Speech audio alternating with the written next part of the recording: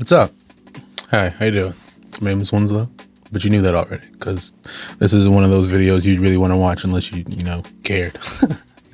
Yeah, let's talk about my track with Mr. Porter called Losing Direction, which just came out on Gold Fat Full Fat '01, first compilation from Gold Fat, which is really sick, by the way, if you haven't listened to it. It's not a lot of compilations that come out that are just like quality the whole way through, in my opinion, of course. And by new producers as well. Newer, younger, less experienced, including me, by the way. Compared to like Hospital or Metalheads or, the huge ones. Yeah, it's really awesome. Glad to be a part of it. Let's talk about the tune. So it started off as usual, just the instrumental. I think it was one of those where I was just trying to like write like one evening, one night, and just trying to not to think about it too much, because I know if I start thinking about one part a little too long, then I'm stuck on that, and then that just obliterates the whole flow and work rate. So I'm like, all right, just do this, and let's try this, and just get like an idea down loosely that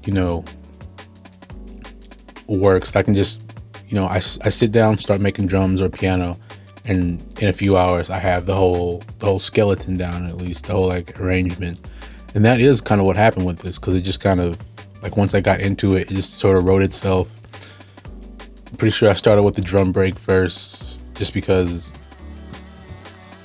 like either I start with something like piano-ish, something melodic, or I start with drums. And in this case it was drums, because I like Don't Tell Him stole some samples from Perspective. Not stole them, because he posted them on like Patreon or something. And then Josh, Siren, like the break is basically two of their breaks put together. It's Perspective's breaks, and then Josh is like one break that just like fills it in. So now that he knows that, and I'm pretty sure he knows already, he's going to be like, oh, I got a track on Goals. Shut up. Anyway, too self-referential. Moving on. Like again, like the track kind of wrote itself, like as in things that kept moving along.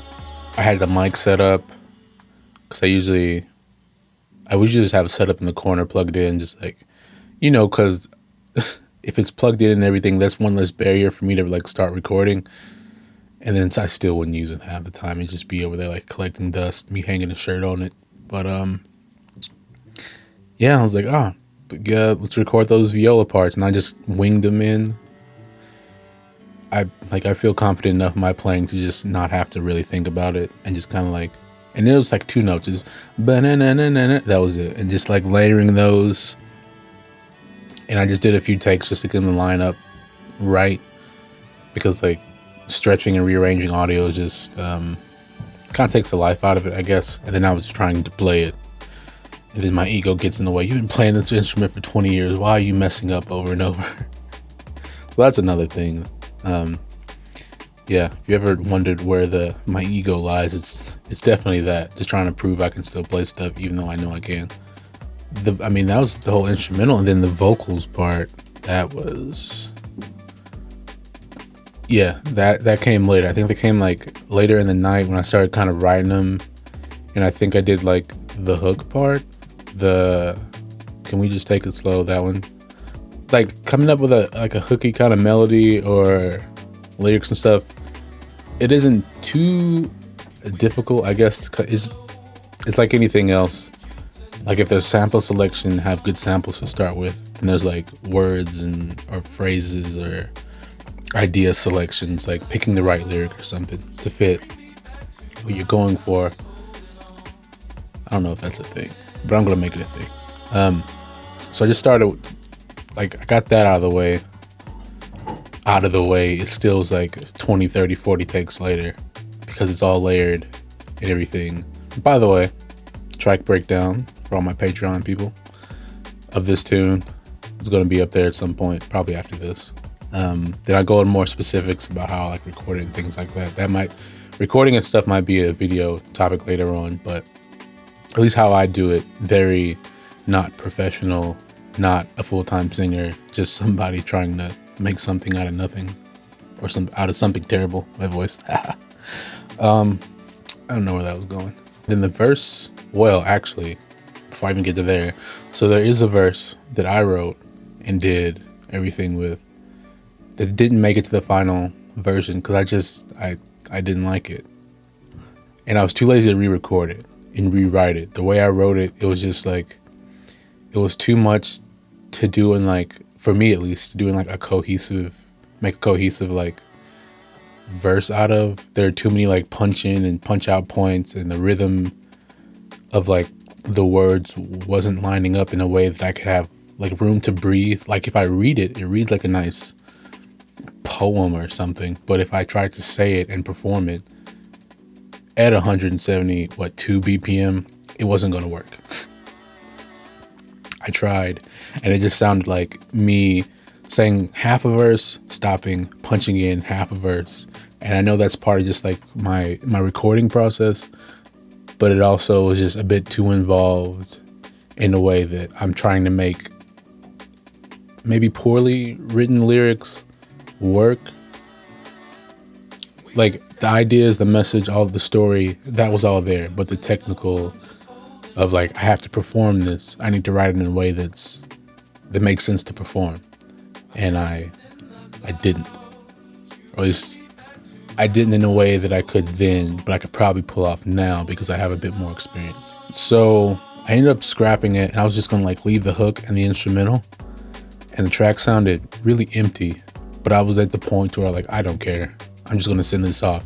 So this Losing Direction was going to be the B-side of Mumbles of Grace until Mr. Porter heard it, because I sent it and he was like, yeah, I'll put some vocals to this and we'll see what happens. There was like a whole like kind of long process because he had like some live stuff pop up, so he couldn't get it recorded.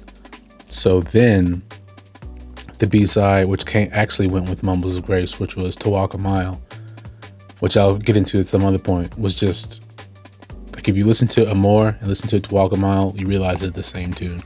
I just stripped Amore to make a quick like dark liquid roller to go against, if you want to call it that, to go along with Mumbles of Grace. You know, the light dark thing I talk about, like Mumbles of Grace is happy, To Walk a Mile is kind of brooding, moody, not depressing, but melancholy, you know.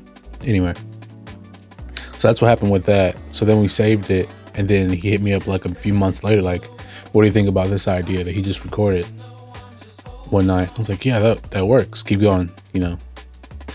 But then you know how I messaged too late, so it was like 2 days later, he was like, can you just tell me if you like it? I was like, yeah, sorry, my bad. So then he finished it up, and the rest of it came together, and I like revisited the vocals, basically revisited the whole mix, because it sounded kind of loose at first. And those like vocal harmonies, I'm not the perfect singer. I have good timing, but not great timing to be stacking all those vocals together without the help of like aligning. And then, so I use like Vocaline, which is a good plugin. It just like lines everything up, so it just sounds like one tight sound. And then finished mixing the rest of the tune, and that was it. I didn't add anything else. I just kind of made sure it sounded better. Shipped it off, got mastered, and there we go. That's the tune. Like, comment, subscribe. No, I'm just kidding. But yeah, like anything, a learning process that was fun. And my first vocalist collaboration, yeah, which is cool to do. Just kind of like, because part of me is like, okay, I want it to sound like this, and I want it to go like this. But then he knew, or he's way more experienced than me as like as a writer and an MC, vocalist, all that. So he kind of got it, and just, I'm like, all right, go for it. Because I was very apprehensive, like, I don't know, just me being me, like wanting to be in control, but sometimes you got to let that control go. It's probably why I haven't done a lot of collaboration, and me just being lazy, and it's hard to keep up with stuff. But I'm really happy with how it worked out. So like, yeah, Grant, Mr. Porter, you really hooked me up with this one, because it would not be the same if it was just like the hook and then the piano and like the instrumental. It would just sound weird, and I almost let that happen. So I guess this is one of those things where it's like, just let it take time. When it's ready, it's ready, because it definitely came out a whole lot better than what it could have been or might have been.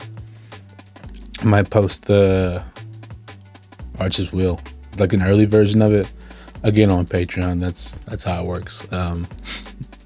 Just because I don't want to put my like failings out in the open too much. But yeah, to see where it started and see where it goes. I think I still have the version. I was just digging for it with my verse on it. I know it's still in the project, so maybe I'll just bounce a version with my verse just so you can hear it. I don't mind that. And then maybe you'll be able to pick out all the little things I'm talking about. Maybe not, but it'd be something interesting. Yeah, that's Losing Direction. Me, Mr. Porter, Full Fat 01. It's out now. Check it out.